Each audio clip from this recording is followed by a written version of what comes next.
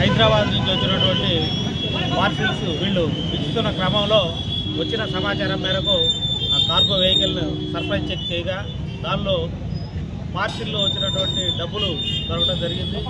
సుమారు 22 లక్షల రూపాయల వరకు ఈ అమౌంట్ ఉన్నది. అవి ఎవరు పంపించారు, ఎక్కడి నుంచి వచ్చినాయి, ఎవరికి సంబంధించిన అనేది తదుపరి దర్యాప్తులో తేల్చి వాళ్ళ మీద చర్యలు తీసుకోవడం జరుగుతుంది. ప్రస్తుతానికి ఈ డబ్బులన్నీ కూడా సీజ్ చేయడం జరిగింది. ఫ్లయింగ్ స్క్వాడ్ టీమ్ ఇన్ఛార్జ్ గారు వచ్చారు, వారు ఈ డబ్బులన్నీ కూడా సీజ్ చేయడం జరిగింది. Thank you.